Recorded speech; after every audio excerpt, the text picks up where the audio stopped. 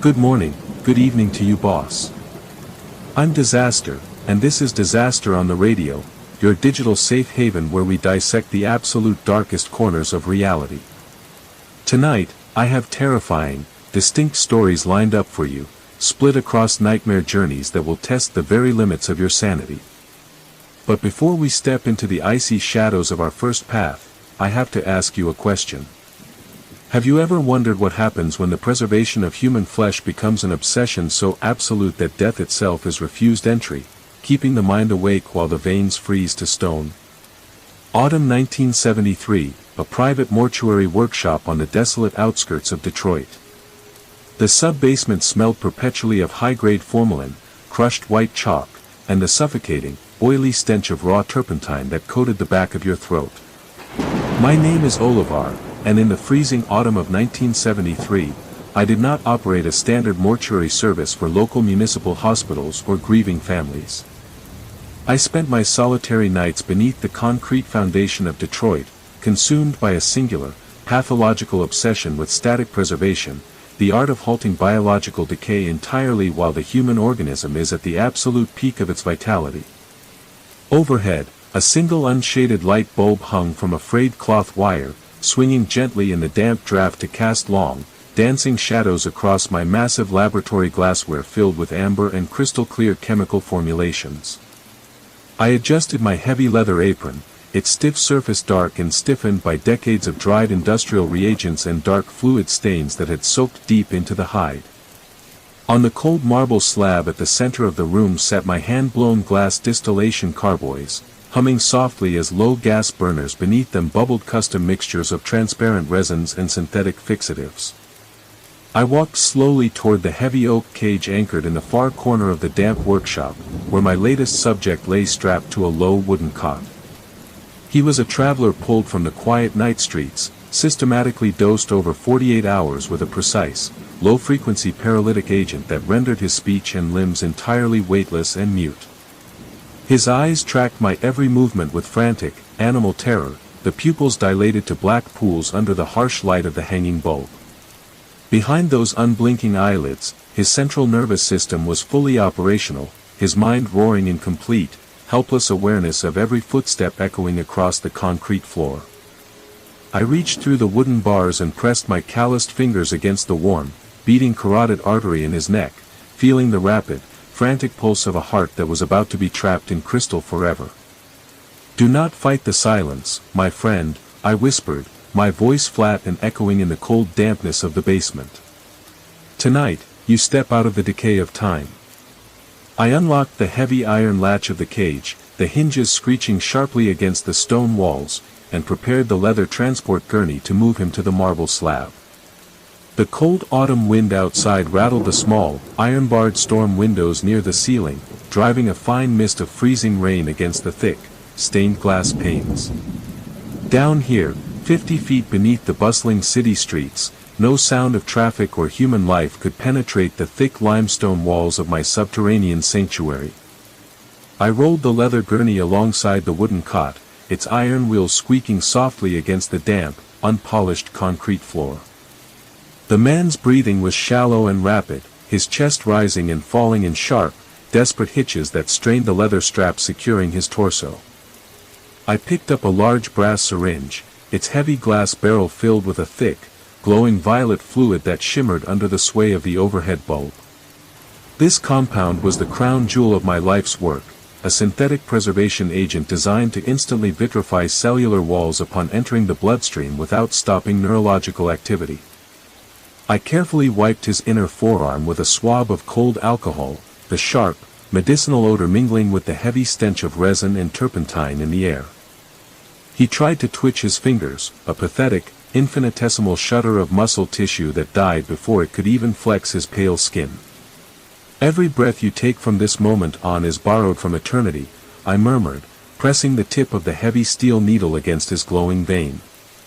The cold brass syringe pressed firmly into his flesh, and as the violet serum began its slow, steady descent into his vascular system, his pupils dilated to the absolute edge of his irises in sheer, silent ecstasy of terror. The absolute silence of the sub-basement was broken only by the sharp, rhythmic dripping of the liquid fixative leaking from the rubber pressure tubing onto the concrete floor, drip, drip, drip, accompanied by the cold, metallic scraping of stainless steel clamps against the marble table. I wheeled the heavy iron gurney up to the cold marble slab and transferred the paralyzed stranger onto the operating surface, securing his wrists, ankles, and torso with thick leather straps lined with brass buckles that dug deep into his soft skin. He stared up at the cracked, water-stained plaster ceiling with wide, terrified eyes, his irises darting frantically from side to side while his jaw remained locked tight by the neurotoxin I had administered hours before. He wanted to scream, to bargain, to thrash against the heavy leather restraints, but his vocal cords were completely frozen, producing nothing more than a faint, dry wheeze that died deep within his throat. I pulled my rolling instrument tray closer to the head of the table, the small iron casters squeaking loudly against the damp linoleum, exposing a gleaming collection of surgical scalpels, vascular trocars, and specialized arterial needles forged from tempered steel. I stood over him, leaning down until my face was only inches from his, letting him smell the sharp, chemical reek of formalin and turpentine clinging to my heavy leather apron. The fundamental flaw of traditional mortuary science is timing, I said softly, my voice carrying a flat, methodical rhythm that echoed through the empty basement corridors. They wait for the flesh to die, for the blood to curdle, and for decay to set into the cellular walls before attempting to preserve the shell, but true preservation requires the fluid network to be wide open, pumping, and vibrant. I selected a long, hollow steel trocar with a razor-sharp, angled tip, holding the silver tube up to the hanging light bulb to inspect the polished surface for any imperfections. I brushed a pad of icy alcohol across the right side of his neck, the sudden chill making his chest heave with a quick, involuntary gasp that rattled his ribcage against the leather straps. I placed my thumb firmly over his pulsing jugular vein, locating the precise anatomical groove where the carotid artery rode beneath the skin, and brought the point of the long steel trocar directly against his flesh. With a single, slow, and deliberate push, I drove the heavy steel needle deep into his neck, piercing the arterial wall with a distinct, leathery pop that vibrated through the handle in my hand. A sudden jet of hot, bright crimson blood surged into the clear glass sight chamber attached to the trocar, immediately flowing out through a long rubber tube into a dark catch basin placed beneath the table. Before his blood pressure could drop and cause his heart to stop, I engaged the double-action mechanical pump, forcing my cold, synthetic preservation fluid into his circulatory system through a second line inserted into his femoral artery.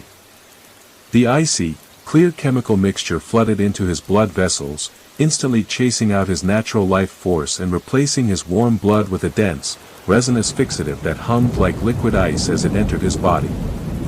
I watched his eyes grow impossibly wide as the cold chemical wave washed through his neck, traveling up toward his brain and down into his torso with a burning, searing sensation that made his skin turn stark white under the harsh overhead lamp. He could feel every single drop of the freezing liquid traveling through his internal organs, stiffening his blood vessels from the inside out while he remained entirely conscious, trapped inside a body that was rapidly turning to stone. The mechanical pump gave a rhythmic, hollow thud with each stroke, driving the dense resin deep into his capillaries until a fine, marble-like pattern of dark blue and violet threads mapped itself across his chest and throat. His skin began to lose its softness, hardening into a dense, smooth shell that reflected the swaying light of the overhead bulb like polished alabaster. I reached out and lightly tapped his cheek with the back of my metal scalpel, producing a dull, solid click that echoed softly against the damp limestone walls of the workshop. A solitary tear escaped his unblinking right eye, freezing in place halfway down his cheek as the fluid turned to a clear, hard crystal mid-drip. His mind was still screaming behind those locked features, fully aware of the dark, cold vault surrounding him, but his physical existence had been successfully frozen in time forever. I unbuckled the heavy leather straps from his rigid limbs, knowing he would never move again, and prepared the display niche along the northern wall of the basement to receive my latest masterpiece. The transformation beneath his skin unfolded with a slow, horrifying precision that made the air inside the cold basement feel thick and heavy. As the dense, resinous fixative saturated every capillary, the warm, pliable texture of his living flesh began to harden, turning into a pale, translucent waxy shell that reflected the cold overhead bulb like polished marble. His deep arterial network, once vibrant and soft, was rapidly calcifying from within, the synthetic chemicals reacting with his tissue to lock every muscle fiber and joint into absolute, unyielding rigidity. I could see the sharp outline of his ribcage lock into place, frozen in a half-gasp as the chemical solution froze his intercostal muscles in mid-expansion, stripping away his ability to ever take another physical breath. Yet, because the paralytic agent preserved full neurological sensitivity, his brain registered every single microsecond of the internal freezing, a searing, white-hot agony that burned through his nervous system without the merciful release of unconsciousness. I reached down to inspect his face, tapping my gloved fingernail against his cheekbone. It produced a dull, solid thud, like striking a block of hardened paraffin or dense oak wood. "Now comes the most critical phase," I whispered into his ear, watching his dark pupils contract with helpless terror as I picked up a delicate, chrome-plated suction tool attached to a motorized glass pump. Human eyes are volatile, they cloud, collapse, and lose their luster within hours of fluid cessation, ruining the illusion of eternal life. I leaned over his face, inserting the fine nozzle into the inner corner of his socket to draw out the natural vitreous fluid, replacing it instantly with custom-blown glass spheres infused with metallic iris patterns that sparkled with artificial life. As the cold glass spheres settled into his eye sockets, his vision did not go dark. Instead, the surrounding world took on a sharp, ultra-focused clarity, reflecting the damp concrete walls and my dark leather apron in vivid, wide-angle detail. He was entirely paralyzed, completely preserved, and stripped of all physical control, yet he could see every angle of the workshop with unbearable, crystalline sharpness. A single, hot tear welled up in the corner of his right socket, a final, involuntary physiological reaction to the agonizing chemical intrusion, but before it could slide down his pale cheek, the ambient formalin vapors and the rapid drying fixative caught the droplet, freezing it instantly into a hard, crystalline bead on his waxy skin. He lay on the cold marble slab, an exquisite, living statue whose heart had been replaced by a silent, resinous core, listening to the low, rhythmic hum of the gas burners while his soul remained screaming, trapped forever inside an unbreakable vault of waxy flesh. I carefully lifted his petrified upper body from the operating surface, his weight feeling like dense, carved mahogany as I carried him toward the specialized alcove built into the damp limestone wall. Inside the recessed niche, low electric bulbs cast a warm, golden glow across a velvet-lined display pedestal, illuminating the quiet gallery where three other immortal figures stood in eternal, unmoving posture. I set his feet firmly onto the heavy oak base, arranging his rigid arms into an effortless, resting position before stepping back to admire the seamless clarity of his waxy, frozen skin. His synthetic glass eyes caught the golden light, reflecting the entire subterranean workshop in two tiny, perfect spheres that stared out into the dark without a single blink. Behind those artificial irises, his consciousness continued to churn, calculating the agonizing pass of time by the slow, rhythmic dripping of the drainage pipes in the ceiling. Hours would turn into days, days into years, and years into decades, yet his mind would remain razor-sharp, locked in the dark silence of his own petrified body while the city above decayed around him. I wiped down my scalpel with an oily rag, extinguished the gas burners under the chemical carboys, and unbuckled my heavy leather apron, hanging it on a wooden peg beside the cellar stairwell. As I climbed the steep wooden steps toward the upper floor, I paused on the top landing to glance back down at the four illuminated niches standing in a neat, silent row along the northern wall. They stood perfectly still, flawless monuments to a dark, static perfection, waiting in the subterranean quiet for the night I would return to fill the fifth pedestal. After 7 continuous hours of painstaking refinement, I completed the final stage of the procedure, sealing his respiratory passages with a clear, liquid resin that hardened upon contact with the cold air. His entire body was now completely rigid, his weight doubled by the heavy, crystal-clear compounds that had replaced every drop of fluid within his circulatory system. I unbuckled the thick leather straps holding his wrists and chest to the table, but his limbs did not slump or shift. He remained locked in the exact posture of his final, silent agony, a perfect, lifelike human figure carved from wax and living flesh. I lifted his heavy, stone-like form into my arms, feeling the unnaturally cold density of his torso against my chest, and carried him out of the main prep room toward the long, dark corridor behind the workshop. The corridor was a narrow, unpainted concrete tunnel stretching 50 yards beneath the foundation of the old building, illuminated only by a few low-wattage yellow bulbs mounted inside iron wire cages along the damp ceiling. Arranged in neat, orderly rows along both sides of the corridor were dozens of my previous subjects, men and women preserved at the absolute peak of their physical form over the past 5 years. They stood in striking, expressive poses that mimicked ordinary human activity.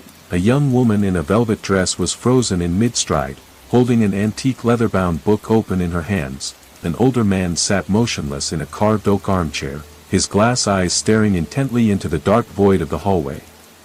Every single figure in the gallery had been preserved while their minds were fully operational, their consciousness locked tight inside their waxy, impenetrable bodies like prisoners buried alive in concrete vaults. I placed my new creation in a curated niche near the center of the hall, arranging his right arm to rest casually against a brass pedestal while his head remained tilted slightly upward toward the yellow light bulbs. As I stepped back to admire the seamless composition, I brushed my hand across his cold shoulder, feeling the deep, silent hum of the resinous fixative vibrating beneath his skin. Inside those static, glass-eyed husks, 30 souls were standing together in total, absolute isolation, hearing every drip of water from the ceiling pipes and every footstep echoing through the hall, unable to communicate their eternal hell to one another or to the world above. I stood at the entrance of the long concrete tunnel, running my calloused fingers along the cold iron light switch on the wall, letting my gaze sweep over the motionless crowd of petrified figures. Their synthetic glass eyes reflected the pale, dying yellow light of the bulbs, catching tiny specks of gold and copper that gave their unblinking stares an eerie, deceptive mimicry of true human emotion. They could feel the heavy, damp draft creeping through the floorboards above, and they could hear the faint, muffled rumbles of the late-night city traffic rolling across the asphalt 50 feet over their heads. Yet no rescue would ever come to this subterranean tomb, no sun would ever warm their marble cheeks, and no human voice would ever break the suffocating quiet of their endless, waking prison. I pulled the iron lever down, plunging the entire corridor into complete, impenetrable blackness that swallowed every pose, every niche, and every glass-eyed reflection in an instant. "Sleep well, my collection," I whispered into the dark, my words swallowed by the heavy, formalin-scented air as I locked the heavy steel vault door behind me and turned the key. In that absolute, suffocating darkness, 30 human minds remained wide awake, trapped within 30 rigid, unbreakable shells of waxy flesh. Without light, sound, or physical movement, their perception of time began to dilate into a terrifying, infinite expanse of pure mental suffering. They could feel the cold, damp air clinging to their stone-like faces and hear the constant, rhythmic ticking of the heavy brass clock hanging above the iron vault door. Tick-tock, tick-tock. Each second stretched out into an agonizing eternity, forcing their active minds to endlessly retrace their past memories, their forgotten lives, and the horrifying moments they were brought down into this dark foundation. They were a museum of living ghosts, an immortal audience destined to stand side by side in silent horror, waiting in the pitch-black void for the day the heavy key would turn in the lock once more. A week after placing my newest subject in the gallery, a sudden, critical failure occurred in my distillation unit during the preparation of a fresh batch of fixative. An improper catalytic balance caused the chemical mixture to overheat, triggering an exothermic reaction inside the supply lines that fed the main ventilation system. A thick, pungent vapor of hot resinous gas rushed through the overhead pipes, leaking directly into the back corridor where the static gallery was kept. The hot, acidic mist reacted violently with the older, volatile chemical formulations I had injected into my subjects years earlier. Deep inside their frozen tissues, the dormant compounds began to liquefy and boil, breaking down the rigid matrix that had kept their joints, muscles, and bones locked in solid stone. Standing near the prep table, I heard a sharp, startling sound echo from the dark hall, a heavy, dry crack followed by the wet scraping of stone against stone. I grabbed a flashlight and stepped into the corridor, my light beam sweeping across the neat rows of silent figures. The woman holding the book had dropped her arm, her elbow joint bent backward with sharp pop sounds as the waxy skin tore across her forearm. All along the corridor, the standing bodies began to shiver violently, their stiffened limbs jerking in awkward, mechanical angles as the trapped chemical pressure forced their rigid muscles to contract. The waxy, translucent coating covering their faces cracked open like brittle glass, exposing the pale skin underneath and revealing eyes that burned with years of unadulterated, trapped hatred. The silence of the basement was shattered by a low, collective rasp, a horrific, dry wheeze rising from 30 throats as their frozen vocal cords tore apart under the force of their reviving lungs. The sound swelled into a deafening chorus of gasping screams that echoed off the damp concrete walls, a suffocating wall of noise carrying years of buried, agonizing madness. Figures pitched forward off their pedestals, their partially liquefied legs collapsing beneath them, crashing onto the unpolished floor with heavy, sickening thuds. They dragged themselves across the wet floorboards, their torn, waxy flesh peeling away in thick strips as their fingers clawed frantically against the concrete. I stumbled backward, my heart hammering against my ribs, the beam of my flashlight trembling violently in my slick grip as the crawling nightmare closed in from every side. Glass eyes popped from failing sockets, clattering across the floor, as reanimated shells reached upward with broken limbs to drag me down into their collective abyss. Their clawing fingers caught the hem of my heavy leather apron, their raspy, broken voices shouting unintelligible curses born from an eternity of silent, waking hell. I kicked out frantically, shattering the brittle chest of a lunging figure before wrenching myself free and sprinting toward the heavy steel vault door at the end of the hall. Slagged resin and boiling chemicals dripped from the ceiling as I slammed the door shut, throwing the iron latch with every ounce of my strength just as 30 heavy, calcified bodies slammed into the iron plate from the other side. The steel door shuddered under the terrifying weight of their collective frenzy, the iron hinges groaning as dozens of calcified fists hammered relentlessly against the cold metal surface. Through the glass observation port, I watched in horror as melting figures pressed cracked faces against the pane, their hollow eye sockets oozing dark streams of liquefied resin. Their agonizing screams bled through the thick steel seals, a maddening symphony of hatred and suffering that echoed down the stone hallway and vibrated through the floorboards beneath my boots. I leaned back against the wall, gasping for air as realization washed over me. The static perfection I had spent decades building had collapsed into an unholy nightmare. The chemical boiling inside them threatened to rupture the heavy iron door and unleash 30 vengeful monstrosities to rip my flesh to shreds. Desperate to contain the outbreak, I lunged toward the emergency isolation valve mounted beside the vault frame, my trembling hands grabbing the cold will to seal the corridor permanently. I spun the iron valve clockwise, opening the pressure relief pipes that flooded the locked vault with concentrated, boiling formalin gas to dissolve whatever remained of my living collection. As the acid hissed through the vents inside, the frantic screaming slowly melted into a horrifying, bubbling gurgle, followed by the slow, final thuds of heavy, liquefying bodies collapsing into the dark. I sank to my knees on the damp concrete floor, listening as the last muffled gasps faded into an absolute, suffocating silence, leaving me alone in the freezing quiet of my ruined foundation. The sound that echoed through the narrow concrete tunnel was unlike anything I had ever encountered in my years of medical study, a wet, tearing screech as decades of hardened resin and crystallized synthetic compounds fractured under the tremendous internal pressure of 30 reviving bodies. The low yellow light bulbs overhead flickered wildly as the thick, hot chemical gas billowed through the corridor in swirling gray sheets, filling the air with a blinding, caustic haze that smelled of scorched petroleum and boiling acid. I stumbled backward toward the steel door of the prep room, my heavy leather boots slipping on the slick, condensation-coated linoleum floor as the first figure stepped out of its display niche. It was the young woman in the velvet dress. Her arm was bent at an unnatural, broken angle where the elbow joint had shattered its waxy casing, but she moved forward with a rigid, unstoppable momentum that rattled the concrete floorboards beneath her feet. Behind her, the older man in the oak chair dragged himself upward, his stiffened leg joints making sharp, metallic clack-clack noises as the calcified cartilage tore away from his knee sockets, leaving thick trails of black, liquefied fixative on the stone floor.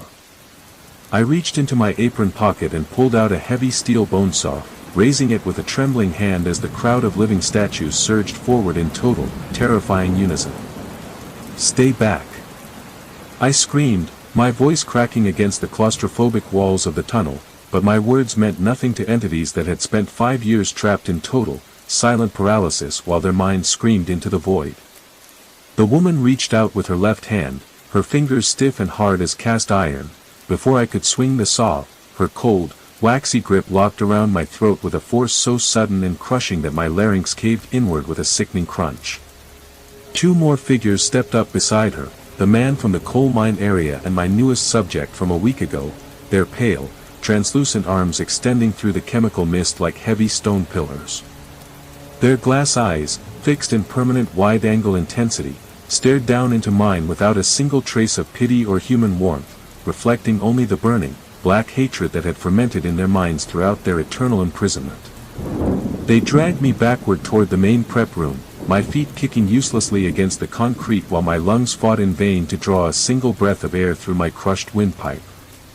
They threw my body onto the freezing marble slab at the center of the workshop, the hard impact snapping 2 of my ribs.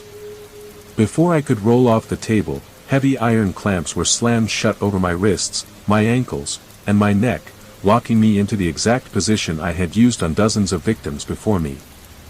The oldest subject in the gallery, a man I had preserved in the winter of 1968, stepped up to the rolling instrument tray, his rigid fingers curling around the heavy chrome handle of the vascular trocar with mechanical precision.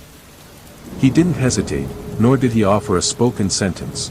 He simply lowered his heavy, waxy weight over my chest, driving the long steel needle deep into my right carotid artery with a single, brutal thrust that tore through my skin and muscle tissue.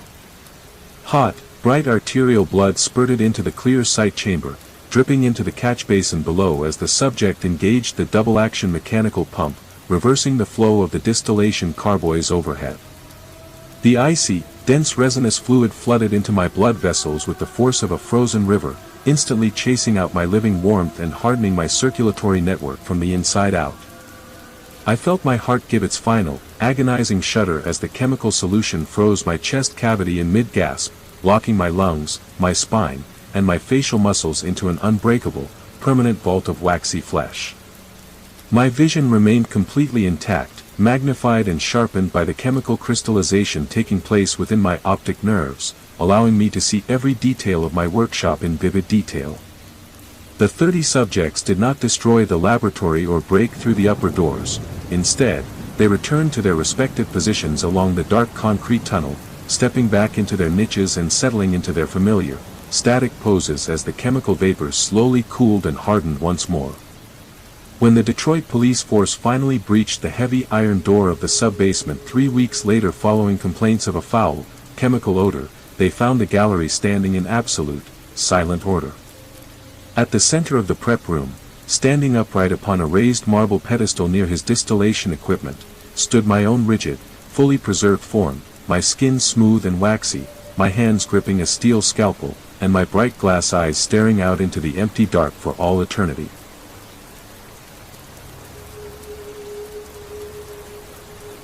Winter 1965, freight and mail car, the Northern Express bound for Chicago.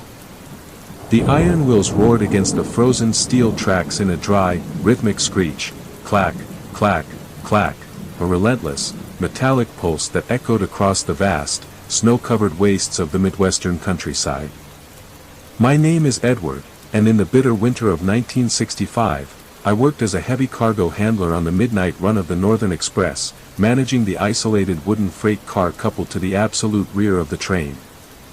Outside, a blinding blizzard was raging, tearing through the barren pine forests and slamming against the wooden walls of the car with the force of an ice-cold sledgehammer. Inside, The air was dangerously cold, smelling faintly of raw pine sawdust, heavy coal soot, and the dry, sweetish odor of organic decay that no amount of winter frost could fully cover. Illuminating the narrow interior was a single oil lantern hanging from an iron hook in the wooden ceiling, its yellow flame swaying wildly with every sudden lurch of the train, throwing massive, distorted shadows across the plank walls. Resting along the center of the floor were 6 heavy pine coffins, bound tightly to iron floor rings with thick hemp ropes and secured with wide steel bands driven into the dark, unpolished wood. These were not standard ceremonial caskets, they were rough-cut, utilitarian transport boxes holding accident victims, unclaimed bodies, and deceased laborers being returned to their families in the industrial centers of Illinois. My job was simple: keep the cargo secure, check the floor ropes every hour, and ensure the coal stove near the front door remained lit so the sub-zero temperatures didn't freeze the wood so brittle that it shattered on the track bends. I sat on a wooden crate near the stove, clutching a cold iron pry bar in my gloved hands, watching the thick frost crawl up the small glass pane of the side door like thousands of white, jagged needles. The temperature inside the wooden car was dropping continuously, forcing me to pull my wool coat tighter around my shoulders while my boots numbed against the icy floorboards. Every few minutes, the train would sway violently as it navigated the sharp, snow-banked curves of the northern grade, making the heavy pine boxes shift against their restraints with a low, wooden groan. I stood up from the crate, the iron pry bar heavy in my stiffened fingers, and began my hourly inspection, stepping carefully around the iron tie-downs embedded in the floor. The first 3 boxes were marked with simple chalk numbers and military routing tags, their rough oak lids securely nailed down with heavy iron spikes.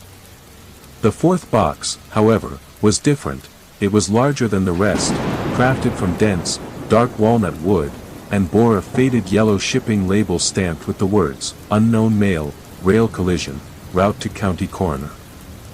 As I leaned down to inspect the heavy hemp rope wrapped around its perimeter, a sudden, violent jolt rocked the freight car, causing the oil lantern above to swing in a wide, erratic arc. The yellow light flickered wildly, casting a brief, dark shadow across the top of the 4th casket that looked unnaturally long, stretching out like a thin arm toward the back door of the car. I paused, holding my breath above the engine's roar, feeling a sudden, deep chill settle in my spine that had nothing to do with the howling winter storm outside. From directly beneath the heavy walnut lid, a dull, muffled thud echoed upward, a desperate, biological knock from the freezing dark inside. My knees locked, my breath catching in my throat as I pressed the palm of my gloved hand against the dark wood, feeling a faint, rhythmic vibration beneath the timber. Tap, tap, tap. It was not the loose shifting of dead weight against the sides, but a deliberate, frantic tapping of human fingernails scraping frantically against the unpolished oak lining. The corpse inside was not dead, it was breathing the stale, suffocating air of the sealed box, trapped beneath heavy steel bands while the train sped through the blizzard at 60 miles an hour. I raised the heavy iron pry bar, jamming the sharp edge beneath the walnut rim, and threw my full weight onto the handle to break the rusted iron spikes. The wood split with a loud, violent crack that echoed above the roaring tracks, exposing a narrow gap in the dark casket. A blast of agonizingly warm, wet air rushed out of the opening, smelling heavily of fresh blood and desperate, panicked breath. Inside the dark abyss of the coffin, 2 pale, bloodshot eyes snapped open in the swinging lantern light, staring directly up into mine with a frantic, unblinking madness. The howling blizzard outside seemed to intensify, its icy winds rattling the heavy wooden sliding doors of the freight car until the iron latches groaned under the pressure. I stood motionless above the dark walnut casket, my knuckles white as I gripped the cold iron pry bar, listening intently over the deafening rhythm of the train's steel wheels against the tracks. The yellow flame inside the swinging lantern flickered violently, dying down to a dull, amber glow that barely cut through the freezing shadows creeping into the corners of the car. Then, rising directly above the heavy clack-clack-clack of the rails, came a sound that made the blood freeze inside my veins. It was a slow, deliberate knocking coming from deep within the interior of casket 4, a hard, solid impact against the thick wood, thok, thok, thok. My breath caught in my throat, forming a dense white cloud in the sub-zero air as I took an involuntary step back, my boots sliding slightly on the frost-covered floorboards. Just the timber expanding, I muttered aloud, trying to force my brain to accept a logical explanation in the dark, isolated freight car. The sub-zero cold is twisting the wood, that's all it is. But as if answering my desperate denial, the knocking stopped, replaced instantly by a sharp, desperate sound of fingernails dragging across raw wood from the inside. Scratch, scratch, scratch. The sound was methodical, relentless, and suffocatingly close, tracing long, frantic lines against the underside of the walnut lid. I approached the box with agonizing slowness, extending the tip of my iron pry bar until the cold metal touched the rough, frozen surface of the lid.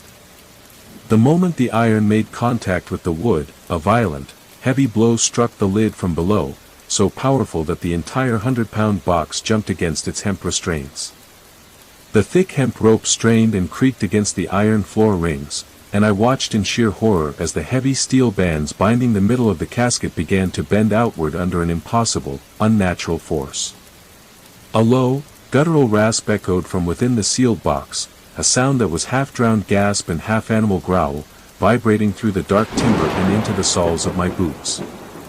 My hands shook uncontrollably as I wedged the flat edge of the iron pry bar beneath the corner of the lid, driving it deep into the seam with a sharp blow from my heavy leather heel. I threw my entire body weight onto the iron bar, forcing the rusted iron nails to pop out of the hardwood with a series of loud, echoing snaps that sounded like gunshot reports in the tight space. The lid groaned and yielded, opening a 3-inch gap that released a sickening cloud of trapped, lukewarm air into the freezing interior of the car. It smelled of damp earth, heavy formaldehyde, and old, stagnant blood that had never fully dried beneath the sub-zero temperatures. I shone the beam of my pocket flashlight into the narrow opening, the light cutting through the rising vapor to reveal a terrifying sight inside the velvet-lined interior. Two wide, bloodshot eyes stared back up at me, illuminated by the pale yellow beam, their pupils dilated into vast black pools of pure, unadulterated madness. The lips were drawn back over gray, frost-bitten gums in a permanent, agonized grimace, and the skin across the throat was torn and raw from where the fingers had desperately tried to rip away the linen burial shroud. A pair of blue, ice-crusted hands suddenly shot upward through the narrow gap, their torn, bloody fingernails clawing frantically at the iron pry bar in my grip with a terrifying, superhuman strength. The force of the sudden thrust sent me tumbling backward across the frozen floorboards, the heavy iron tool clattering out of my grip and rolling away into the shadows beneath the coal stove. Before I could scramble back to my feet, the walnut lid was thrown completely off the casket, crashing onto the wooden floor with a heavy, deafening thud that shook the entire freight car. The figure inside sat bolt upright, its stiffened joints cracking loudly like breaking pine branches as the dark, heavy shroud tore away from its shoulders. It turned its head toward me with a slow, mechanical jerk, its unblinking, bloodshot stare locking onto mine as a fresh torrent of freezing wind burst through the side window slats. I scrambled backward, my heels digging into the icy floorboards until my back slammed hard against the cold sheet metal lining of the coal stove. The heavy iron pry bar nearly slipped from my numb, trembling fingers as the fourth casket groaned again, the dark walnut wood splintering down its center seam with a sound like a rifle shot echoing through the narrow freight car. One by one, the wide iron nails securing the lid were forced upward, popping out of the oak frame and hitting the wooden ceiling with sharp, metallic thuds before dropping into the frost below. The heavy walnut lid shifted violently to the side, tumbling off the crate and crashing onto the floorboards, releasing a thick, suffocating cloud of white frost that smelled of wet grave soil, stagnant river water, and old, congealed blood. Before I could drag myself toward the front sliding door, a pale, emaciated hand reached out from the depths of the open casket, its fingers long, skeletal, and caked in dark, frozen mud. The fingertips were torn to the bone, the nails shattered from hours of desperate clawing against the wood, yet the grip that latched onto the edge of the box was filled with a terrifying, unnatural strength. Slowly, the figure pulled itself upright, the tattered remnants of a dark wool security guard uniform hanging off its gaunt, frozen frame. It was the body of a man killed along the tracks months ago, his chest caved inward from a violent collision, yet his sunken, colorless eyes burned with an icy, malicious consciousness in the dim lantern light. He did not look at me, his head turned slowly toward the remaining 5 coffins lined up along the center of the floor, his jaw working loose with a sickening, wet crunch as he let out a low, dry rasp. He reached down into his own open casket and pulled out a heavy, rusted iron key attached to a brass chain, holding it high in the freezing air like a dark talisman. He stepped out of the box, his bare, frost-bitten feet making dry crunch sounds against the ice, and moved toward casket 1, dragging the heavy iron key across the wooden lids with a shrieking, metallic scrape. The other 5 boxes instantly began to vibrate, their heavy pine lids shaking violently against their steel bands as the entities sealed inside responded to the key's terrible, summoning frequency. A horrifying symphony of muffled, desperate pounding erupted from every single pine box, the sound of 30 calcified fists and frozen boots slamming furiously against the wood in unison. The reanimated guard inserted the iron key into the heavy padlock securing the steel band of the first coffin, turning it with a slow, grinding screech that echoed above the train's roaring engine.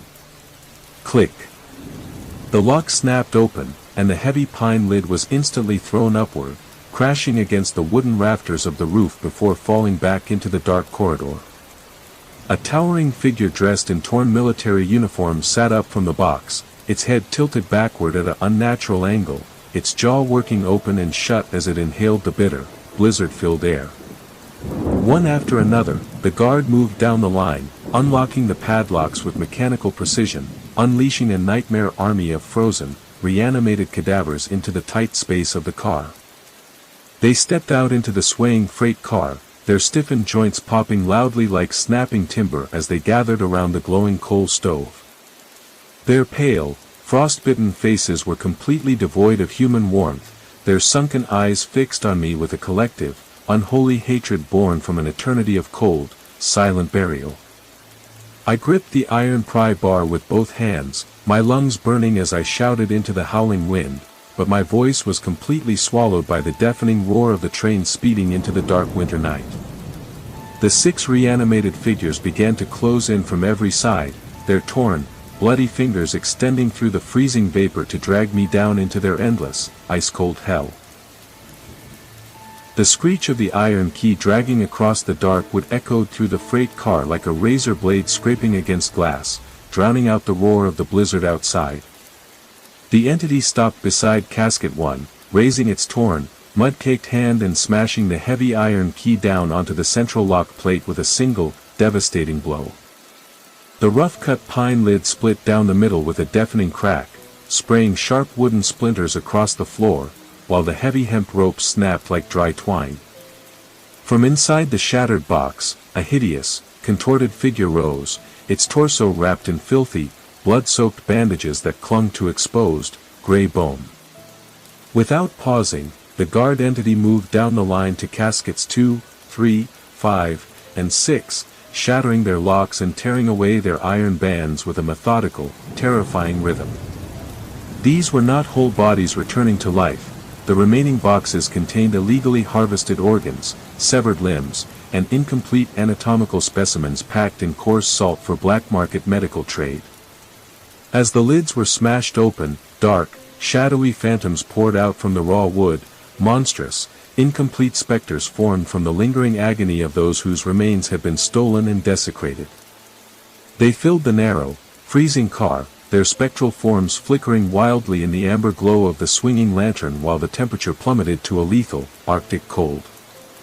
The air grew so dense with frost that my eyelashes froze together, making every blink a painful struggle as I watched the nightmarish horde encircle the center of the room.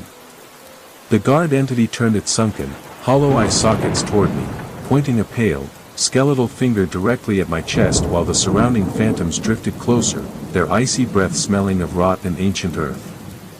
A low, vibrating hum began to resonate from the iron floorboards, a terrifying dissonance that rattled the coal stove and caused the glass pane in the sliding door to crack from top to bottom. The incomplete specters drifted upward toward the timber rafters, their severed, shadowy limbs intertwining to form a single, massive vortex of dark, suffocating energy that hovered beneath the lantern. I swung the heavy iron pry bar with all the strength left in my frozen muscles, the cold metal slicing through the chest of the nearest entity, but the bar passed straight through its hollow, vaporous torso without making a sound. The guard entity stepped forward, its jaw dropping open to release a high-pitched, agonizing screech that tore through my eardrums and brought me to my knees on the ice-covered floor.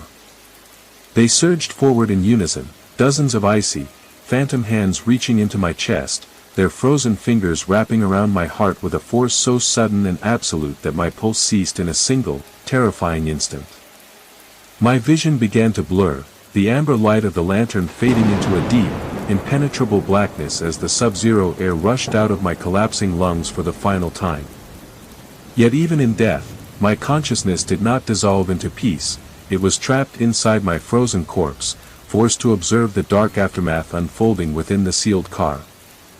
The phantoms drifted back into the splintered wood, their shadowy limbs folding back into the coarse salt beds like black ink dissolving into ice water. The guard entity gathered the broken wooden lids with slow, deliberate precision, laying them carefully back over the open caskets as if restoring order to a sacred burial vault. With a final, chilling creak of his calcified joints, he stepped into casket 4, pulling the dark walnut cover back over his sunken face until the central iron lock clicked shut from within. The howling blizzard gradually subsided into a quiet, eerie snowfall, the temperature inside the car dropping so low that the frost completely encased my motionless frame in a thick layer of white ice.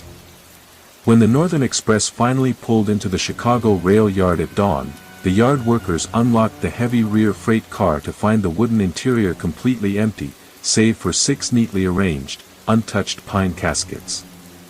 At the center of the car, sitting motionless upon a wooden crate near the cold coal stove, was my own rigid, frozen form, my eyes wide open and staring into the void, my lips forever locked in a silent, icy scream.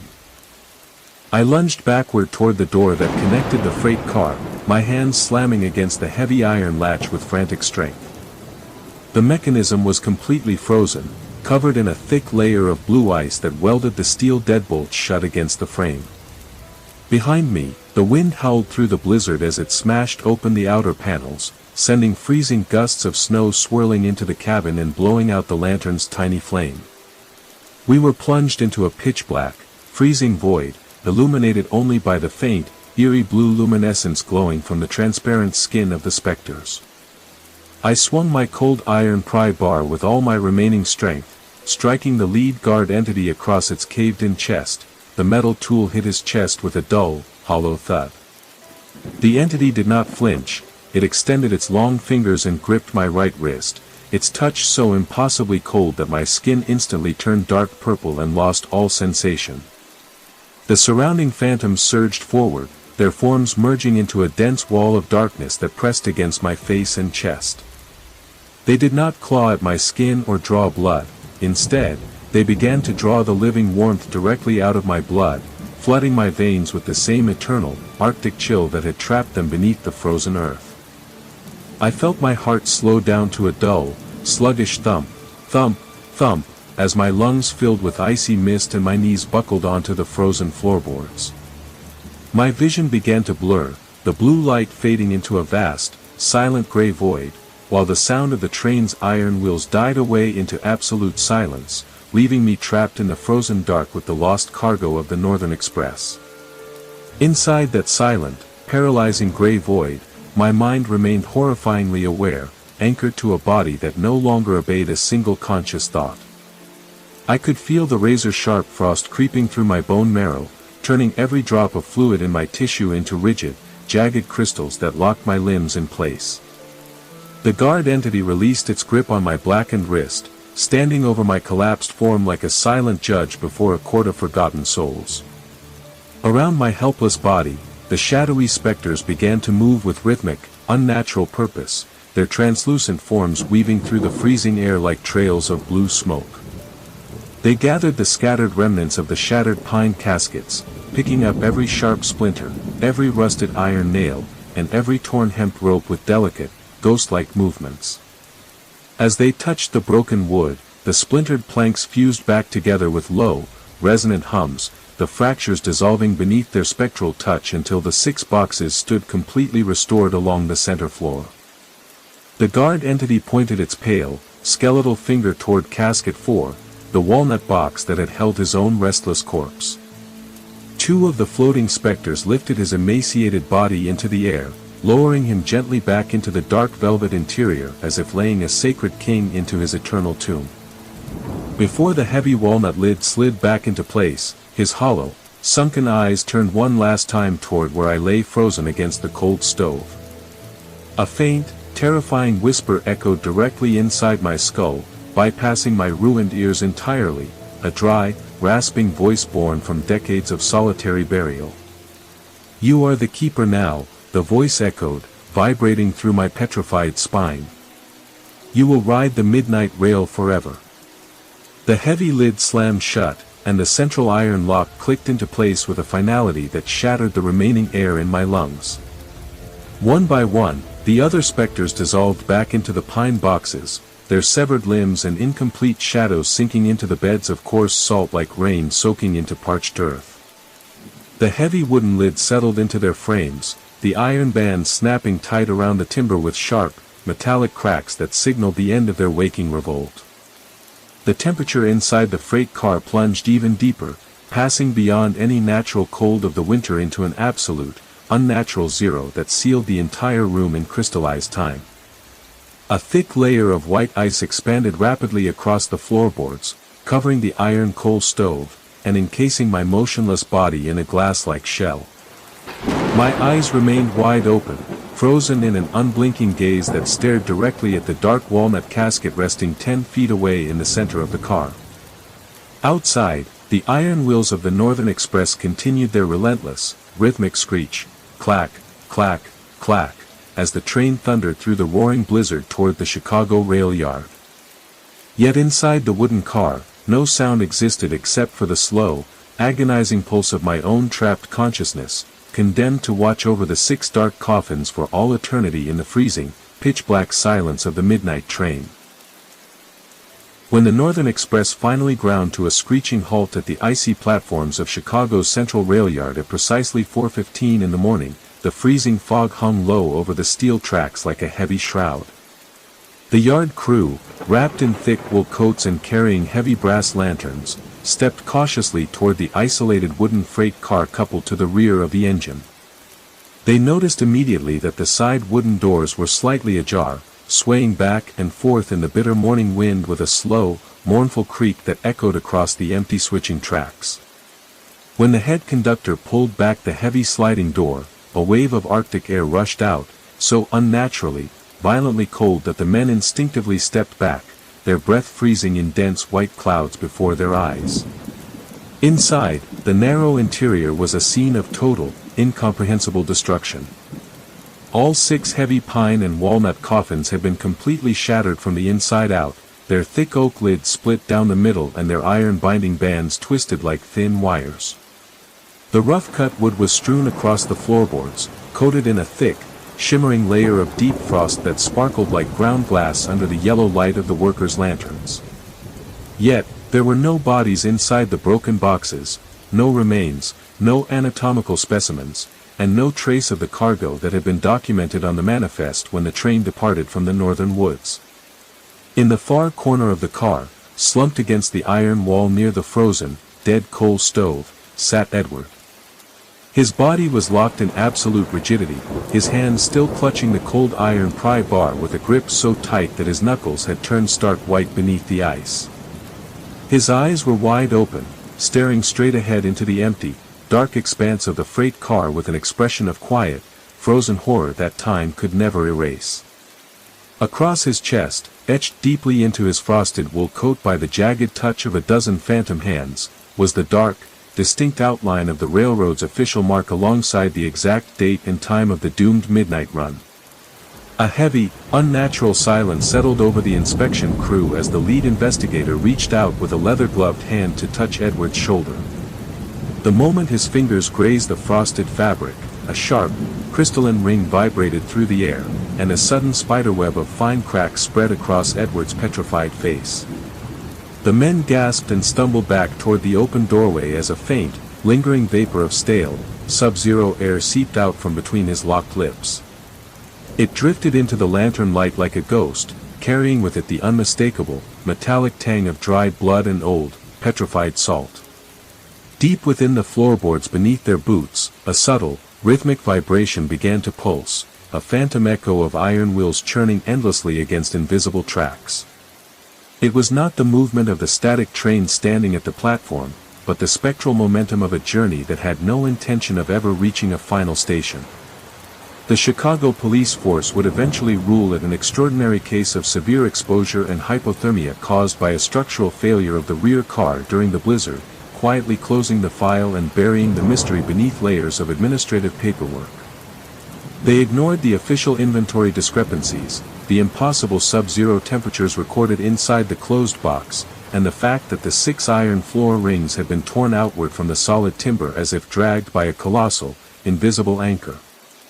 But long-haul freight conductors who worked the midnight Northern Line down from the icy borders in the winter of 1965 told a very different story around the rail yard coal stoves. They swore that on the coldest nights of the year, when the blizzard winds blew high through the pine forests, you could still hear the distant, faint sound of an iron key dragging across cold wood, SHRRK, SHRRK, SHRRK, echoing from the rear of the freight train long after the last station lights had faded into the dark.